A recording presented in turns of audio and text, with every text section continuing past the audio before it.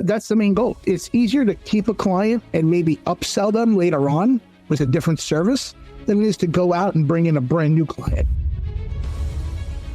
As an agency owner, you might want to have certain packages to your service. Once you hit a certain threshold and they start to flatline a little bit, can add this into it. There's another secret sauce. Maybe we go with gold package and drive some more revenue, generate more leads for you. So you have that ramp effect too. So now, if you can do that, say, even if you're a small shop, you only have 10, 20 clients and they're paying you a monthly of, say, $2,000. If you jump their fee by $1,000 a month, that's an extra $20K MRR. This podcast is brought to you by Penji. Penji is a creative subscription service that gives you access to pre-vetted, agency-trained creatives from all over the world. From graphic design to illustrations to social media management and web development, it's all included for one monthly price. It's time to say goodbye to the hassle of searching for top-notch creative talent. With Penji, you get quality and consistency delivered right to your inbox every day. Carefully crafted for you by humans, so meet your new creative team today.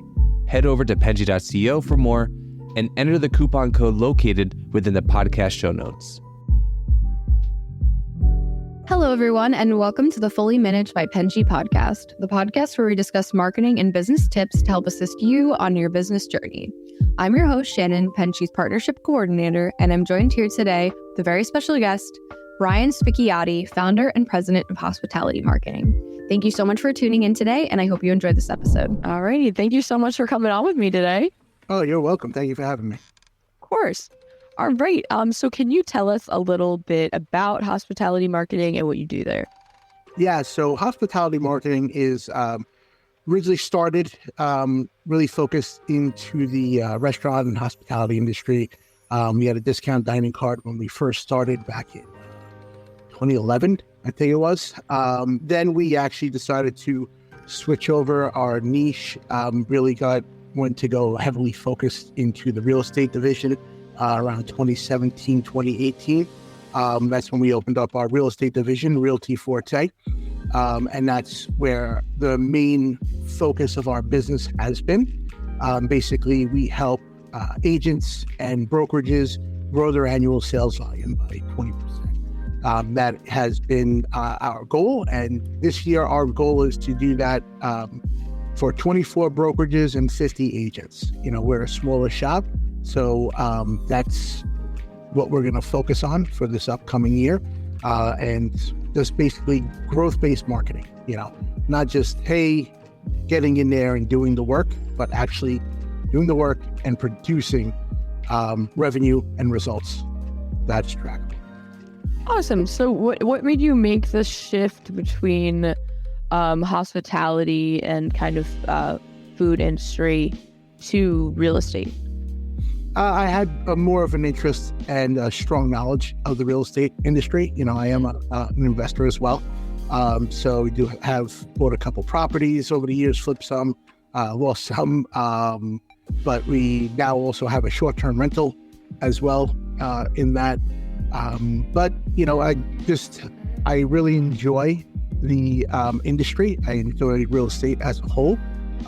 Also, when it comes down to doing the work and the marketing for it, I really enjoy it. It's challenging. The real estate industry is a challenge when you're talking about marketing. A lot of people don't know about the regulations or restrictions, fair and equal housing opportunities and laws that Facebook will put into place on you, Google as well. But you really have to understand those laws and really have to have a set program that is duplicate, where you can duplicate it and do it in different territories for different companies and different agents. So then that's what we have done. We've created products that are specific to an agent, specific to a brokerage, and basically that's our frameworks. This is what we follow, and this is what is getting us success 90% of the time. So just keep following. If it's not broken, don't fix. Yeah, I definitely agree with that. So, to kind of reach these clients that you're looking for, what is your strategy for outreach? Like, how do you find prospects? How do you get them to respond to you? Yeah, so a lot of times we have received more than often, we receive more testimonials and referral-based business because we do this for an agent, do this for a brokerage, and they wound up, hey, you mind helping out a friend of mine who has a brokerage in Pennsylvania or one in Brooklyn, wherever it may be. We never really marketed our business. We're actually going to start doing that more often because we have some really high, lofty goals that we want to hit within 2025. So we are going to start doing some cold outreach. There's multiple different ways that, depending on how your business is set up, how you should generate clients.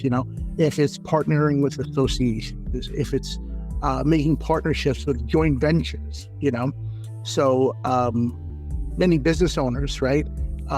If they're looking, say, to generate leads or, and do it organically, a good way to do it is through joint ventures with partnerships with other business owners, So if, say, with me, if I found an accountant that really focuses on working with real estate agents, that would be a good joint venture for me. I'll connect with them and say, hey, listen, I could add a lot of value to your real estate clients, your brokers and so, and if I come across somebody that can help you, or I can swing your way, a broker that needs good tax advice or CPA work, will swing to you.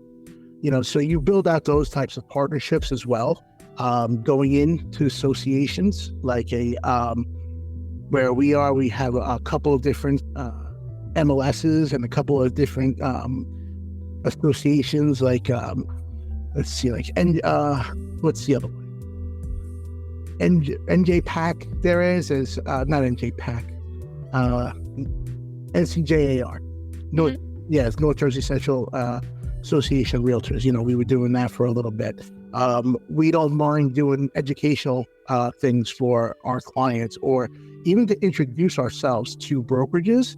Hey, we can come in, do a whole digital marketing lesson for your agency, help your agents get caught up on what they need to be doing, how to get into forefront, how to become the local market expert. So we teach them, show them different things, just doing things like that. We are doing some drip campaigns, and we also do something called like an interview offer as well. So basically we reach out and we want to talk to, say, a broker owner.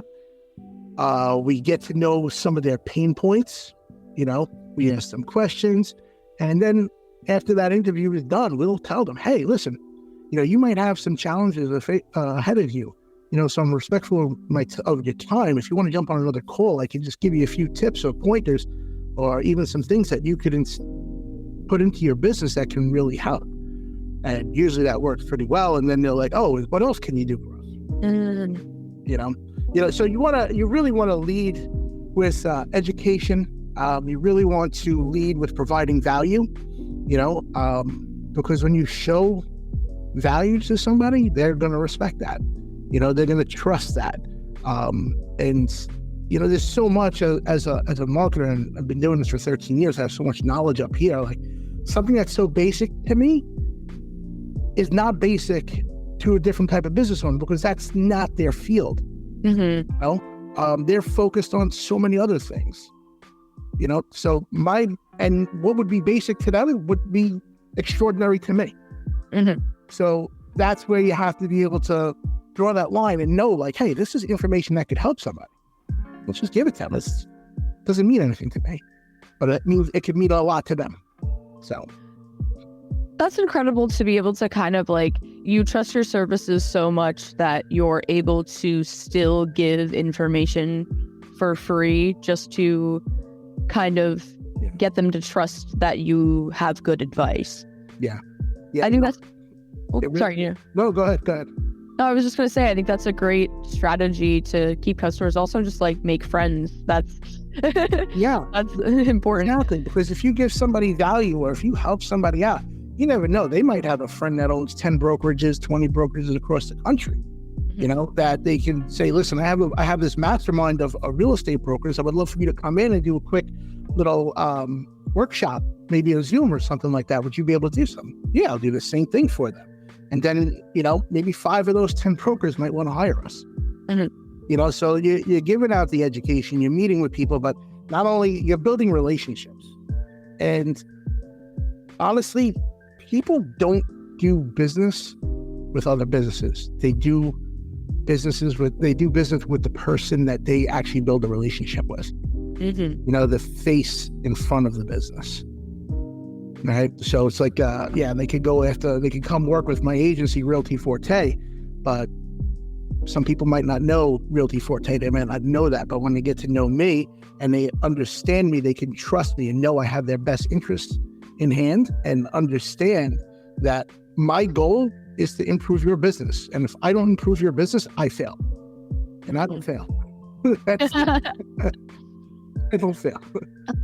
That's good. Well, I was actually going to ask if, okay, in the likelihood that this does happen, if a step in your process does fail or it doesn't go as planned, how do you move on from that? Like, what do you do when that happens? Sort of a risk reversal, basically, right?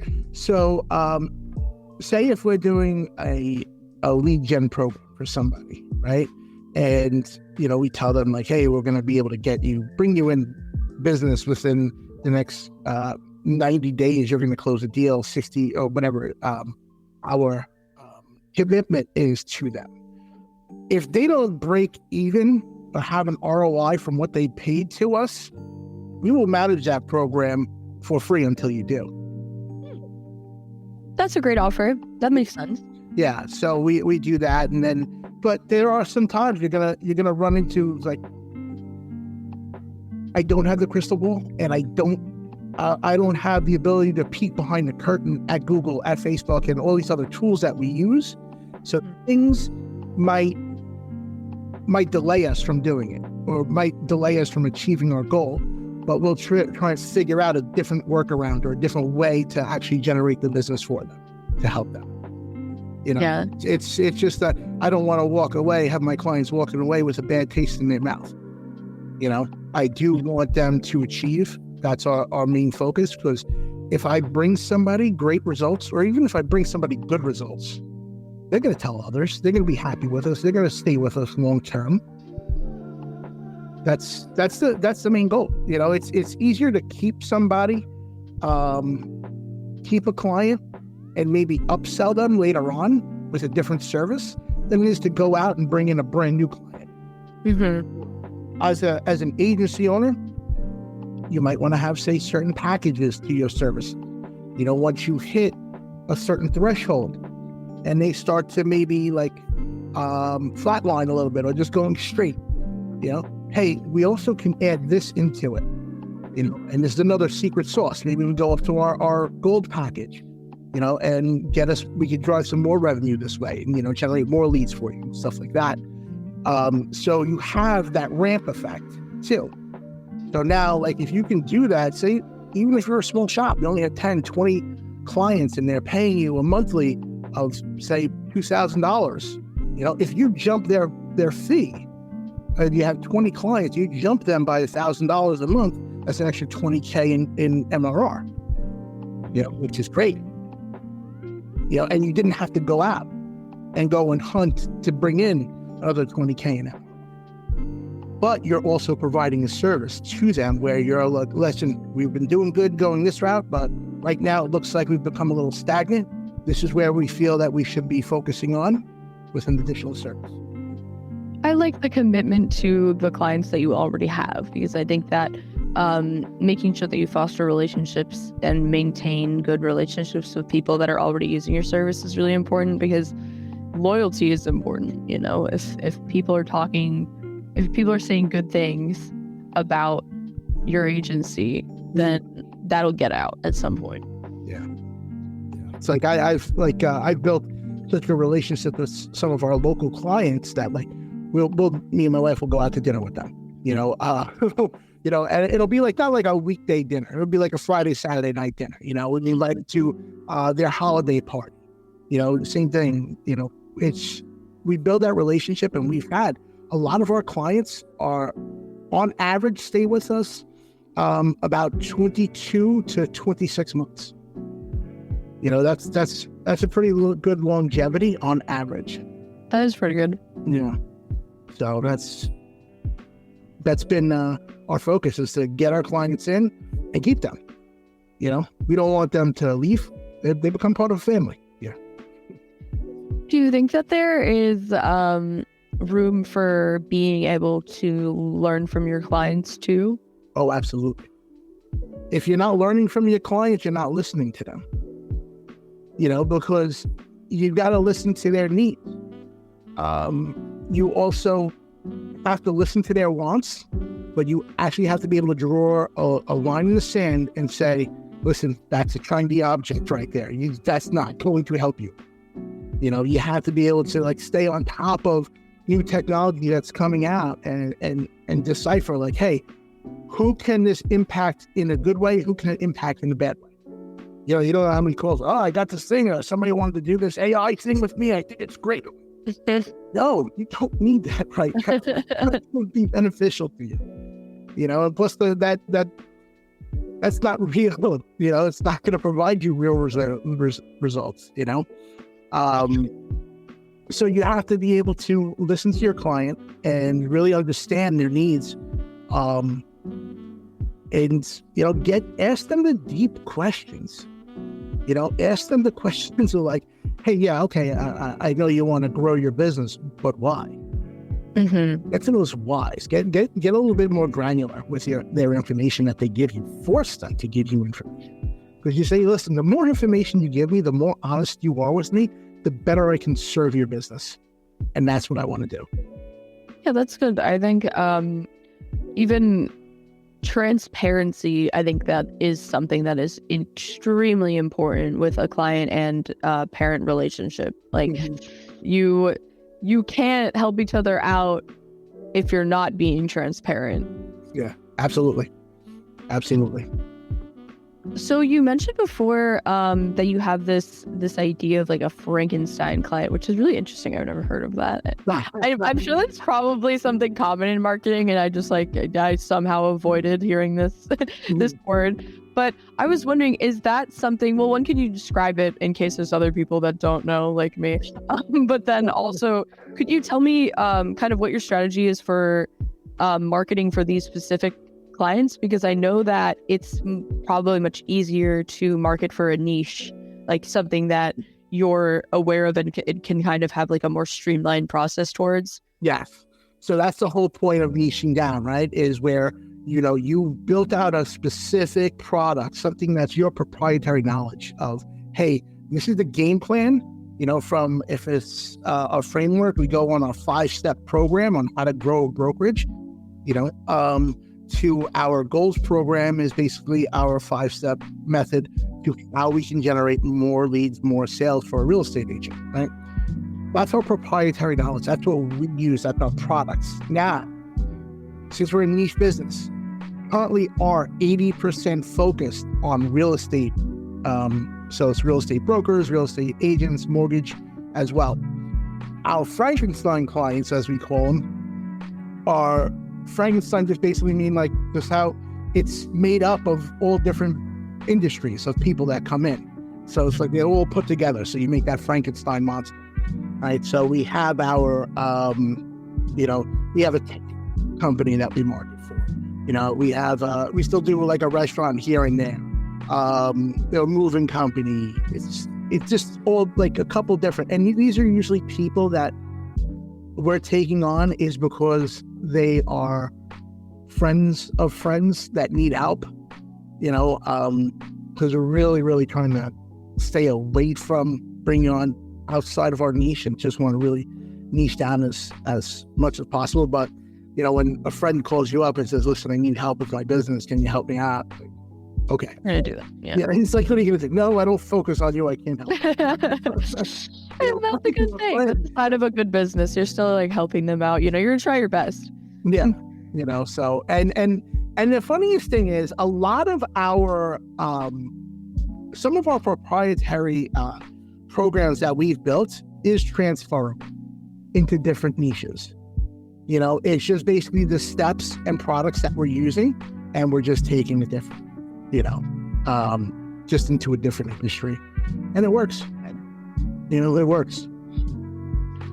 Have you ever ran into the problem where you do something that kind of works for another industry, but because they have different niches, it doesn't work for every part of them, if that makes sense? Yeah. Okay. Yeah, no, we have. So one of the things that we love to utilize as a lead gen strategy is local service ads through Google. So, you can go into different industries and utilize it. But in some industries and in some territories, it's not available. So, okay, now we got to figure out another way to get more cost-effective leads for this business coming in. So that's a product I love. I really love working with, and it's just great for our clients. If it was available for marketing agencies, 90% of my budget would be in it. So, but yeah, that's it's not, unfortunately. But yeah, and like I said, it's not available for many industries. But it's just, you just have to figure out a different strategy that would work. Just as good as that. So, but that's why we like to stay within our niche. The programs work. This is where it is, and this is part of it that we're instituting into your marketing strategy. And I get that. It's still really nice to hear that you're still, looking out for your friends, looking out for your friends of friends, because that just builds a good community of people that support you and believe in your work and everything like that. I think that's fostering relationships with anyone that you've worked with is so important, I think, in this industry, and I really resonate with that. Yeah, because it's funny, like people that I helped like 3 years ago with their business, they'll turn around and say, hey, they called me up like 2 weeks ago. I had somebody call me up, and they have like sort of like a health food store that they are looking to grow past and just start selling territories before they get into the franchise method. And they want to actually build out maybe like some sort of marketing and tech strategy for the new businesses that come on, where you can actually now sell that strategy to the new businesses. Hey, you launched with a website, you launched with workflows, you launched with all different things, with social media channels, everything's done for you, for the first 6 months sort of thing. So it was interesting. That was an interesting call that we received. I'm like, ooh, I like this. Things in my niche. But we'll give them the help, we'll give them some guidance and look to see how we can basically set it up for them, where we'll take over like the first 6 months, and then, hey, this is the game plan for you moving forward, and give them exactly what they need to do so they don't have to pay us. Yeah, I mean, like, that's, even though it's outside of your wheelhouse, it's still I feel like keeps you from being rusty, like, yeah. It's like thinking outside of the box is always fun. It's like they say variety is the spice of life, right? So exactly. It's like almost like I'm cheating on my niche a little bit, Exactly like that. I think it's funny. I talk to marketing professionals all the time, and I hear where they take inspiration from. And it's so interesting because so many of them take it from the most absurd part of life. Like they'll be like, oh, I saw this this celebrity blow up, and I was just wondering how, just like out of nowhere. Oh, like I wonder what they did for this to happen. Like maybe I could implement this in my marketing strategy. I'm like, that's so interesting. Yeah, by utilizing tools like, what do they go? Google Trends, Google Keywords too. Like, that you'll see like things that are really, that's part of the insights, that you have to find to help your client really define their target market and what's working. What are the people searching? By utilizing that Google Trends and the Google Keywords and stuff like that. That's just going to help you figure out exactly the best way to target for those people. Like you're saying, inspiration is, like, honestly, I don't even know where I get my inspiration. There's just a lot of crazy things going on up in there. That's the best marketers, You gotta have a lot going on there if you don't. So, hospitality marketing has existed for over 13 years now, which is awesome. Congratulations, by the way. So, what do you think the most important thing that you've learned is from working here and working in this business? So somebody asked this question of me recently, and they said, what is one thing that you would have known sooner of being a business owner, right? And I thought, and I said, you know what?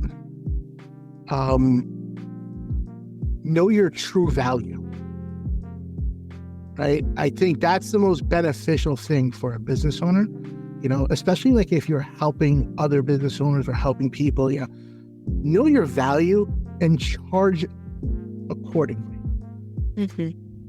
So many people are like so afraid, like, to lose a job, lose work, lose whatever it can be, like any type of work with, like any type of client, and it's like a almost like a race to the bottom. Don't go there. Honestly, like it's not going to help you. It's not going to help the client either. Yeah, the client might pay such a little amount, and they went, oh, okay, great, yeah, we've got a little amount, but you're going to actually build resentment towards your client. When you're doing all this stuff and you're like not making anything, you're actually taking a loss. You're going to want to fire that client 6 months down the road. Just know your value, know what you're bringing to the game, know how you're benefiting these people, and then charge accordingly. It's okay to charge what you think you're worth. It is okay. Don't get over that. Simple as that. Get over that fact. If you don't want to work with me, that's fine. But how many other real estate marketing experts are you going to find in the country that have my knowledge and have my background, my proven track record? That's good. That's a good lesson to learn. I think that a lot of people will do anything to make a sale sometimes, and that is of the sacrifice of their own well-being and maybe monetarily what they're taking in. And I don't think that's not good. If you lose a client or a potential client, you lose a potential client. But if it wasn't a good fit, you shouldn't be forcing anything. Yep. Yeah. Be willing to take the loss. Be willing for them to walk. Because, when you're found wanting or needing too much as an agency, you're going to lose that a line of respect too from the client. And they know that they could actually manipulate as well. Yeah. Literally, no matter what, whenever you're working with another business owner, you are going to go through negotiation. Stand firm. Stand firm. Be able to, adjust accordingly, but do not lose respect for yourself or your abilities. That's it. Yeah, because then you have Joe Schmo walking around being like, oh, this guy gave me this for so little, you can do it too. Yeah. Well, you think those are the ones you call the PETA clients. I've never heard that term. No, I haven't. PETA clients are the pain in the ass clients. The ones that paid the least. I like that. The ones that paid the least amount and expect the world. Yeah, those do exist. But that's good. As long as you have respect for that, I feel like you can't be taken advantage of too much, or respect for yourself. Yeah. Well, we ended on a wholesome note. That should be respect yourself. Respect your business and what you can do. Yeah, just respect everything that, like I said, you also respect your client and everything, but you really have to that's the one thing I wish I would have figured out sooner in my career, is knowing my value and charging. Yeah, respect what you worked for. That's the most important thing. Well, I really appreciate you coming on with me today. That's all we have time for. To everyone at home, thank you for watching and listening. And don't forget to like and subscribe to hear more stories like this and get more tips and tricks on how you can grow your business. Thank you so much. Thank you. You've been listening to Fully Managed, brought to you by Penji. Check out the show notes to learn more about today's guest. And to learn more about Penji, the human-first creative subscription service, head over to penji.co. And by the way, if you're still listening, it would mean the absolute world to us if you were to share this podcast with a friend and, of course, subscribe.